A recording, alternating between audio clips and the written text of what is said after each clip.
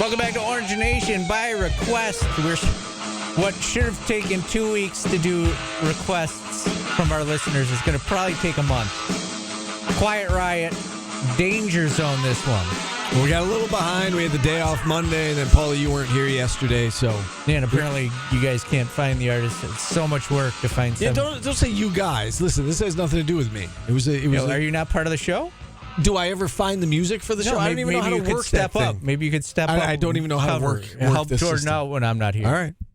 That was a Jordan thing. He said he didn't have time. Maybe you could help out a little bit. Get here a little early for their show, besides 2 minutes before we go on the air. If you handed that computer over to me and said, here, pull 7 songs, I wouldn't know where to put them. I wouldn't know how to save them. Pull your hamstring. Wouldn't know how to play them back.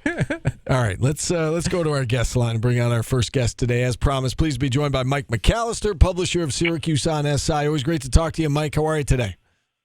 I'm doing well. How are you? I'm good. I was told to ask you about The Little Mermaid. We tried to get you on last week, and apparently you were taking in The Little Mermaid. How was it? Yeah, my wife and I had my son was in school, and I didn't have a ton to do, so we were able to take some time to go to the movies, and that was playing. She wanted to see it, so we went, and I will say for those who, I don't know what everyone thinks about the animated movies being done in live action, but I thought it was a much better live action remake than The Lion King was. I'll say that. So there was enough different in, The Lion King to me felt like a shot-by-shot remake and dialogue, like word for word, redone from the animated version. This wasn't that. There were enough differences in dialogue and, some new characters and things like that kept it interesting, but still obviously with the major plot from the animated movie. But not as good as the animated, but still came away, entertained. It's funny you should bring up the Lion King, because I actually watched that version of The Lion King on Monday. So there you go. Oh, good for you. Yeah. All right, let's talk some Q's football. I want to start with the Sire Torrance situation. So, explain to me what's going on here. Verbally commits, decommits, still takes a visit. Like, what's going on with him? So the reason why he decommitted is because when you commit to Syracuse generally has a policy that if you commit to them, you don't take visits to other schools outside of things like, your whole high school is going to a school for a camp or something like that. But, mainly like official visit type of situations. And he started getting offers from Michigan State and Boston College and Rutgers, and I think Pittsburgh threw their hat into the ring as well. And he wanted to take some other visits. And so basically in order to, Syracuse was basically like, well, if you're going to do that, you need to decommit and do that publicly and, go take your visits and we'll see where things go. So he's been to Michigan State. I think he's been to Rutgers as well. And he's got Boston College. I think that visit starts today. And then he said he might visit Pittsburgh by the end of the week, but that wasn't set in stone. And then after he's done with those visits, he'll kind of take a step back, see where he's at, and see if he's, kind of ready to make a decision at that point, or if he wants to, perhaps take some time and go into the fall with his decision. But, Syracuse is very much in the mix. He has a great relationship with head coach Dino Babers. He was very impressed during the film study with wide receivers coach Mike Johnson during the official visit. And, I know he feels very comfortable with the current players. So Syracuse certainly very much alive in that recruitment, but it's usually tough to get a recommitment once they decommit. I was going to say, I feel like that's kind of awkward for all parties involved, no? Like, you say you're coming there, and then you're like, well, I'm not so sure, and they're like, okay, well, go look around. Like, I don't know. I feel like that's awkward for everyone. Yeah, it can be, but, the most recent example I can think of is Neil Nunn, who's currently on the team, defensive back. He committed to Syracuse, then decommitted from Syracuse, committed to Miami, then decommitted from Miami, and recommitted to Syracuse. I mean, so that was about as awkward as it gets because he's from Miami, and I think he visited there after he had decommitted from Syracuse and decommitted from Miami before he recommitted to Syracuse. So, I mean, that's how recruiting can go sometimes, and especially, you're dealing with the whims of teenagers, and they change their minds, every 5 minutes. So that's kind of the way it can go sometimes. All right, so he's not the only one who recently had a visit. What can you tell us about some of these other guys who have been on campus and the chances SU has of landing those guys? Yeah, I mean, there's a bunch. You're talking, between a dozen and 24 prospects that have been on campus. But what I'll tell you is Syracuse has received a commitment from running back Jaden Hart, defensive lineman Tristan Graham, David McMorris, defensive back Clinton Robinson, four-star tight end Jamie Tremble. I think he's going to be the one that most people, sort of take notice of because he is a four-star prospect. Zakai Wimberly, who's a linebacker from New Jersey. And then Brendan Zerbrug recently committed. He's a quarterback from Ohio. And Brahim Long, he committed last night, is a cornerback also from New Jersey. So they've had a bunch of prospects that have committed. They've still had several other, really good players that have visited. Jaden Brown, who is a linebacker from New Jersey as well. They've had Justice Williams, who is the son of former Syracuse tight end Roland Williams. He took a visit. He's actually visiting Washington this weekend and visited Utah the weekend before. And Jason Robinson, a four-star wide receiver from California, also visited. I think Syracuse has a real shot with those guys. Michael Matthews Canty, who is being recruited to play the rover position in the 3-3-5. He's someone Syracuse has a real good chance with. Willie Goodacre, an offensive lineman from Texas.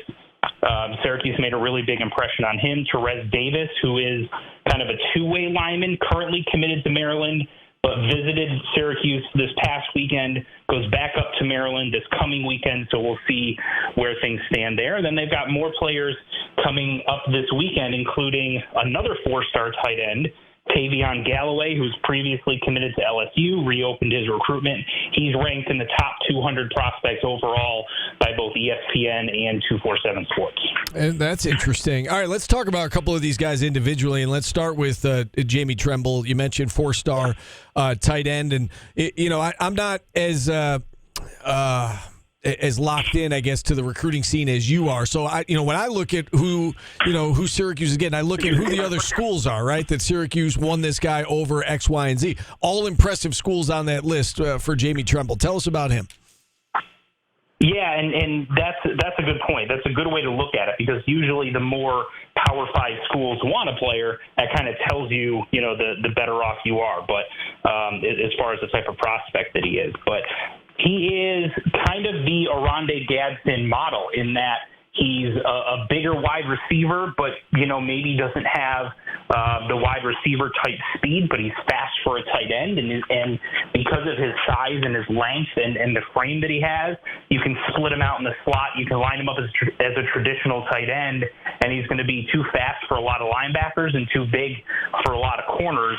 So that gives you some matchup advantages, and they're pitching to him kind of playing a similar role to what Gadsden is now, and that was very attractive to him in terms of how he was going to be used. He does do some traditional tight end blocking stuff in high school, I think more than what Gadsden did coming out of high school, whereas Gadsden primarily played wide receiver. So I think that gives him the ability to perhaps be a little bit more versatile than what Gadsden is, because he can contribute as a blocker as well.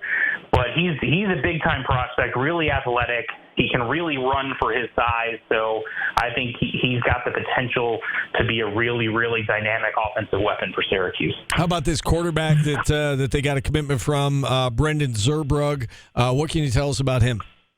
Yeah, he's someone who has a really, really nice arm, not one of those guys that's going to throw the ball, 80 yards downfield, standing on one leg type of a thing when you see him in shorts and a T-shirt. But he's got a strong enough arm that he can make all the throws at the Power 5 level, and he moves around really well. So a dual threat quarterback, that's what Syracuse is looking for. They're looking at guys like Garrett Schrader that can make an impact with their legs, and he can certainly do that. He's 6'4", 210 pounds or so he can still put on a little bit of weight. Northwestern had just offered prior to him coming up for his Syracuse visit, but that didn't stop him from committing on that visit. So he was starting to get more and more attention from Power 5 schools, and Syracuse was able to snag him before, he started taking visits to those other schools. Is it surprising at all, Mike, that they're able to land a quarterback that they wanted, given that, there's a little bit of a logjam in that room right now? There is, but, part of what you can pitch to high school recruits is, listen, after Schrader leaves, there is no one cemented in that spot. So there is an open competition. You have the ability to come in and legitimately compete for that spot. The other thing is, with the transfer portal, a player can say, yeah, you know what, that sounds great. I'm going to come in and compete, see where things go, for my first year or two. And if I don't see myself getting on the field after my first year or two, I'm going to get out of there and I'll have, options to go play somewhere else where I will get on the field. So I think the transfer portal makes it so that players perhaps don't worry quite as much coming out of high school as far as, what that logjam looks like in a particular position group. All right, Mike, anything else football related that you want to pass along? I guess, let me ask you this. I'm sure you heard Dino's comments yesterday about, John Wildhack's comments, rather, about Dino yesterday. He was asked about his contract, and he said multiple years left. Wouldn't give a win total on what he's looking for, but made it clear, 13th game, get to a bowl game. To me, it kind of seemed by the book from John Wildhack. Did anything stand out to you in regards to Dino or the football program in terms of what he had to say yesterday? It was a little bit of a surprise to hear him say that he had multiple years left. But, I think that's kind of what you have to say. And we don't know the specifics, obviously, because they're a private institution. But if, and I heard you guys talking about it, you and Jordan, yesterday, that if you say he's only got 1 year left, then I think that puts Syracuse in a bad position recruiting-wise, because now teams can recruit against you. He might not be there next year. He's only got 1 year left. They haven't signed him to a contract extension going into his last year, which tells you they don't have confidence in him. That's easy to recruit against. You say he's got multiple years left, regardless of how true or not true that may or may not be, it helps, take the pressure off of not only Wildack answering those questions, Dino Babers answering those questions, and then assistant coaches when they're on the recruiting trail having to combat that from other schools. So I think the answer, even though it took a lot of us by surprise, I completely understand why he said that, because it just makes everything so much easier in how they operate the rest of this offseason and going into the season. So, I think it makes total sense and was a really smart answer, and it could very well be true. We don't know. But if it's not, I think he answered it the exact right way that they needed to for a variety of reasons. Yeah, I couldn't agree more. Totally agree with you. Anything else, Mike, you want to pass along before we let you go today? Just that I think, I've seen a lot of comments from people that say it seems like there's been an uptick in the quality of the recruits they're getting this recruiting cycle. And I think that's true. I haven't crunched the numbers specifically in terms of how many Power 5 offers each recruit has on average, but they're getting more of the guys that they target and that they prioritize, and they're getting more guys that are highly regarded. Even if a lot of them aren't 4 stars, the quality of the 3 stars, you look at some of these recruiting services and they rank them based on numbers. So if you're in the 80s and you're a 3-star, but an 81 and an 88, they're both 3 stars, but they're obviously not the same. An 88's really close to a 4-star. Syracuse is getting more players in that 85 to 89 range than they had in previous cycles. So I do think we've seen an uptick. We don't know whether that's just because they're off of a winning season, because the coaching staff is, perhaps, a little bit more willing to get out there and establish those relationships with the high priority recruits, whether NIL is playing a factor in this or whether it's sort of all of the above. But either way, there certainly has been an uptick so far this offseason. All right, Mike, great stuff as always. We appreciate you coming on. Enjoy the start of your summer, and we'll catch up again soon. Thanks, guys. Appreciate it. All right, Mike McAllister, publisher of Syracuse on SI. We'll hit a timeout here. We'll wrap up hour number 1 next on ESPN Radio.